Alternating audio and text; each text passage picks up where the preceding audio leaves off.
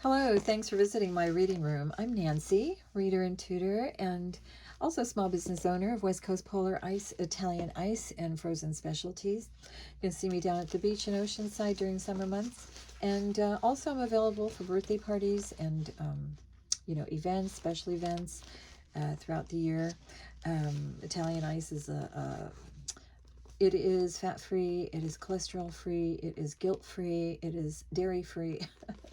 Can't say enough good things about it. Anyway, tonight we are going to continue in Wordly Wise, Book 10 by Kenneth Hodkinson and Sandra Adams. And as I mentioned before, this is for everybody. There isn't any age preference. This is just for anybody who likes to improve their vocabulary, learn a few good words. These Wordly Wise books are just excellent. I will read the word and the definition and then follow up with a reading passage that incorporates all of the words so we can hear how they're used. And this is a labor of love for me.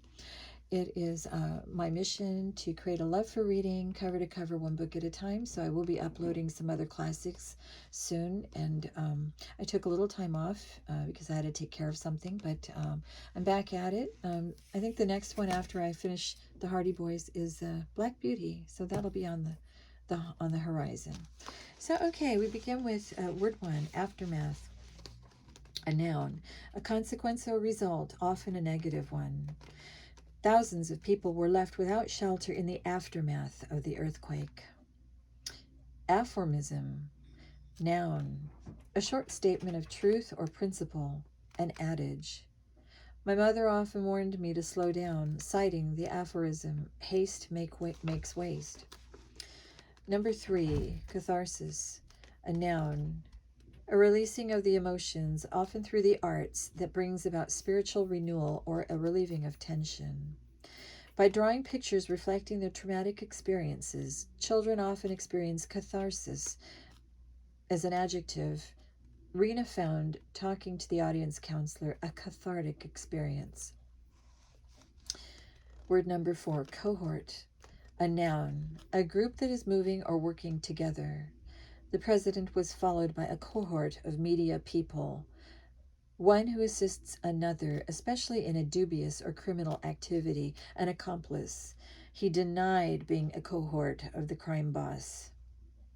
Culpable, an adjective, deserving blame or censure.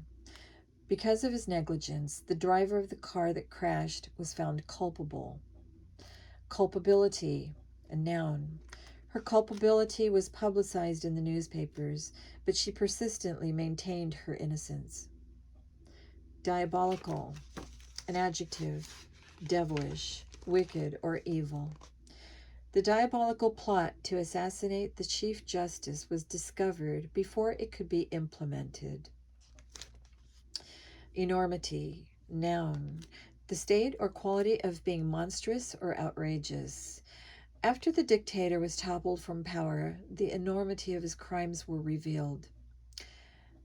The state or quality of being huge or immense. Some people are skeptical of Japan's plan to erect a mile-high skyscraper because of the enormity of the project. The next word, jib, a verb, to utter taunting or sarcastic words. The fans jibbed at the referee for ignoring the deliberate foul. As a noun, a taunting, scornful remark. Andrew's jib about Lisa's new glasses really hurt her feelings. Innocuous, an adjective, harmless, unlikely to offend. The reporter's question seemed innocuous, yet I was chary of giving out any information. Necessitate, a verb, to require, to make necessary. This new situation necessitates a different approach to the problem. Odyssey, noun, a long, adventurous journey. My South American odyssey took me through half a dozen countries and lasted almost 6 months. An intellectual or spiritual quest. His political odyssey took him from socialism in his youth to arch conservatism in his old age. Partisan, a noun, a strong supporter or advocate. The young volunteers were partisans of the newest candidate for mayor, an armed fighter opposed to an occupying army. Marshal Tito's band of partisans harassed the German army that occupied Yugoslavia. As an adjective, strongly biased in favor of a particular party, cause, or position. Because of her partisan politics, Tina votes Republican in every election. Posterity, a noun, a person's descendants, future generations. It is quixotic to want to make the world a better place for posterity. Or is it quixotic to want to make the world a better place for posterity? Premeditated. There you go. You can tell where my mind's at. Premeditated, not premedicated. Premedicated, yeah, right. It's Friday night, folks. Premeditated, an adjective, fully planned beforehand or deliberate. The lawyer argued that. Sorry. Oh my. Let's try that again. The lawyer argued that the defendant's action was impulsive and not premeditated.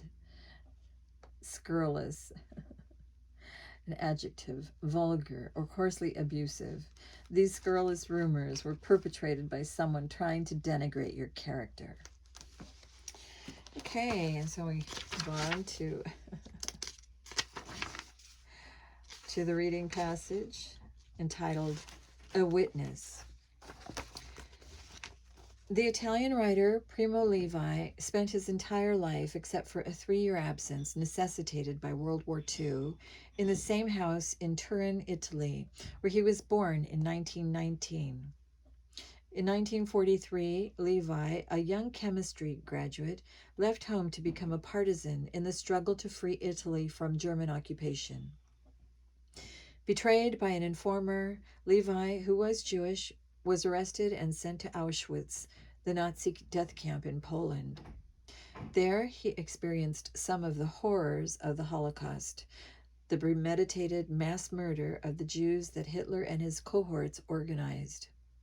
At the Holocaust's peak, the 4 huge gas chambers at Auschwitz killed 6,000 people a day. During his trial after the war, the commandant of the camp, Rudolf Haas, admitted his culpability in countless murders.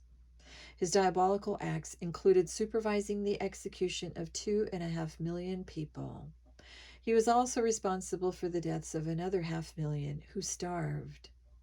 Miraculously, Levi was still alive, though barely, when Auschwitz was liberated by Russian troops in early 1945, a few months before the war's end. Later that year, after a 6-month odyssey by train that took him deep into Russia, he was able to return to his home in Turin. There he picked up the threads of his life and outwardly led a normal and comfortable existence. He married, raised a family, and pursued a career as a chemical engineer. But the enormity of the crimes he had witnessed weighed heavily on him, beginning in 1947 with Survival in Auschwitz. Levi wrote a series of books that dealt with his wartime experience and its aftermath. Primo Levi was one of only 3 of the 650 Italian Jews crammed into a train bound for Auschwitz who lived. Writing was a catharsis for him, a way of coming to terms with his feelings of guilt for having survived when so many had died. In one of his essays, he suggests that the reason to write is, quote, to free oneself from anguish, unquote. But his overriding concern was to ensure that posterity would have a clear picture of what had happened. He was haunted by the jibs that Nazis made at him, claiming that the world would never find out the truth. Quote, for none of you will be left to bear witness, and even if some proof should remain and some of you survive, people will say that the events you describe are too monstrous to be believed. unquote. In fact, as early as 1947, books denying that the Holocaust occurred began to appear in a number of countries. In the United States, the innocuous sounding Institute for Historical Review was founded in 1978.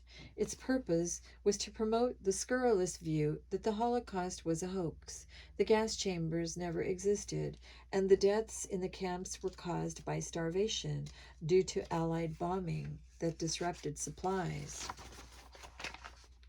By placing full-page advertisements in college newspapers calling for a, quote, full and fair debate, unquote, and calling on readers to consider, quote, both sides, quote, unquote, of the issue, the so-called institute hoped to sow doubts in the minds of students. These efforts to distort and obscure what had happened bear out the aphorism that, quote, uncomfortable truths travel with difficulty, unquote. Levi knew people would find it hard to believe that events so unimaginable actually happened. In his writings, he tried to ensure that the truth as he knew it was exposed for the whole world to see. And there you have it. And just a side note on that little reading passage.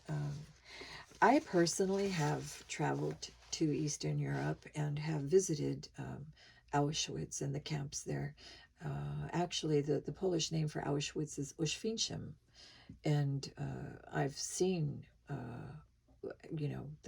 how they had it all set up. It was very, very eerie, very cold, very, very up front and in your face, as you can, walk the grounds there and see all the little cells and see the barracks and how the people were treated, and the rooms filled to the top, to the brim with eyeglasses and spectacles, and other rooms with hair and with luggage and with all sorts of personal belongings that had belonged to people that had perished. And so I firmly believe that all of those things occurred. And if you read the communist, the rules of communism, I forget what it's called, Karl Marx, all of it is laid out to replicate the same thing, and they do the same thing. It's nothing new under the sun. All these things have happened, but one of the final things that they do is they always take the guns away before the next Holocaust. So it's something worth bearing in mind. All of you that are still able to get out there and go to the range and practice, even if you don't own one, learn the skill. And I think it's a beneficial thing to always have whatever you can learn and gain, both from history but also physically, to defend yourself, because I think it's an important thing that people are able to do for themselves. We all have unalienable rights to freedom and to liberty and the pursuit of happiness. So I hope that that is my wish for everyone. And by learning and growing, I can speak also when I did attend college courses. I was usually because I attended courses later in life. I didn't attend like right after high school like so many people do, but I attended while I was pregnant, in my pregnancy years ago when I had my children, and I could tell that there was a definite undertone, a definite plot, it seemed almost, to indoctrinate a lot of our young people. And so, I can vouch for what is said in this reading passage. That's what they do. And so, but, it is what it is. But do your part. Do your part to always speak truth to your neighbor and to love your neighbor as yourself. That is what I do or try to do in my life. And so with that, I hope that you all enjoyed the reading passage. And we will continue on with Lesson 13. And have a good night.